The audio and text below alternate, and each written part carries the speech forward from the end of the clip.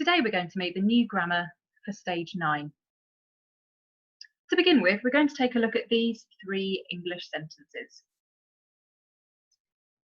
What I'd like you to have a think about to begin with are those words in red. What do we think those words in red might have in common?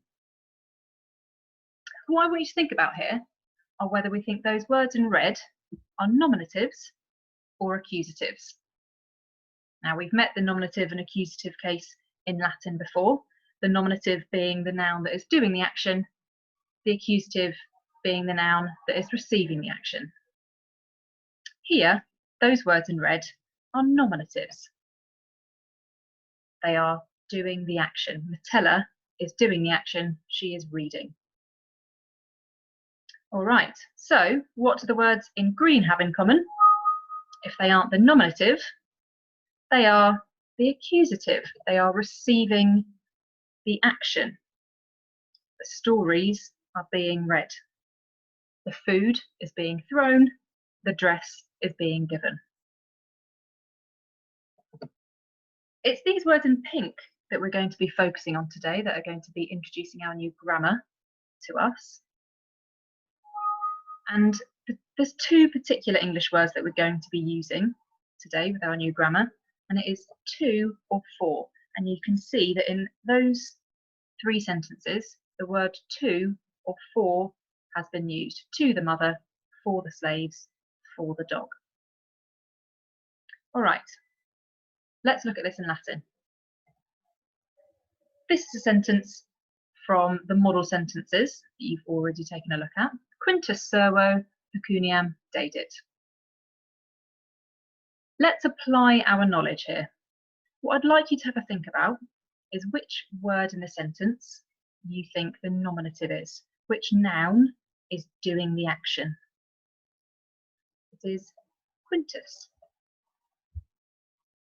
Now, one thing that helps us remember where or which noun a nominative is the fact that it comes at the beginning. Remembering Latin word order, bug-eyed monster. We start at the beginning, that's where our nominative is.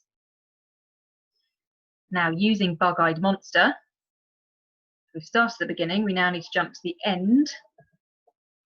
Quintus is doing the action, he's doing the verb here, dedit. Quintus gave.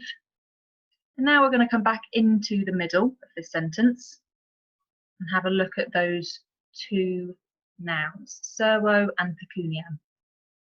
Which of those do you think is the accusative? What's receiving the action here? What's being given? Have a think about how you might spot the accusative in Latin. There's a particular letter that we look for when we're trying to find an accusative. It's an M, so pecuniam is our accusative. So far, we've got Quintus gave the money. But we've got this one word left over here, servo. Now it looks familiar. We know servus. We know servus means slave. But it doesn't make sense for us to say Quintus gave the money slave. So we have to think about how we're going to translate that word. And we're going to think about those 2 English words I mentioned, to or for. Quintus gave the money to the slave. And this is our new grammar for stage 9. We're meeting a new case, and it's called the dative case. All right, let's practice this. So, the dative case is a noun, and we are going to use the words to or for when we translate it. Dative case, to or for. If we look at this sentence, puer mercatori pecuniam dedit. Let's focus on the word mercatori. We're going to be using one of these 2 words when we translate that word. Okay. So we start at the beginning, the boy. We go to the end, gave. We find our accusative with an M. The boy gave the money. Now mercatori, to or for, If mercator means merchant, the boy gave money to the merchant. All right, here's one for you to have a go at by yourself here. Use your word order, start at the beginning, go to the end, come back to the middle, think about which one your accusative is, and have a think about how you might translate quinto. You need to use one of those two English words, 2 or 4. So Matella, what did she buy? She bought a toga.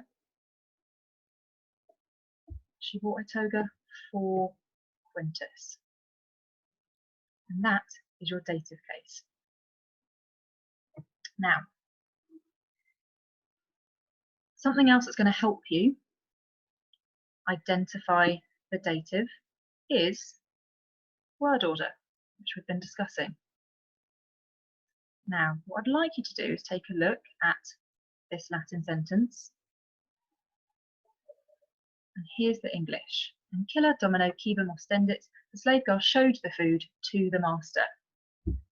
Thinking about bug-eyed monster, if we were going to put the numbers 1, 2, 3 and 4 above those 4 Latin words, where would we put the number 1? It's going to go above Ancilla, the slave girl. What about number 2? Would go above ostendit, slave girl showed, bug-eyed, beginning end. Now we need to think about the order of these 2 middle words. Cibum is our accusative, is the 3rd word to be translated. And the last one, the 4th word in the sentence, is our dative case here. The slave girl showed the food to the master. So, your 2 points to take away here. The dative case is always going to be translated as 2 or 4. They're the 2 English words that we'll be remembering, or we'll be using as we translate the dative.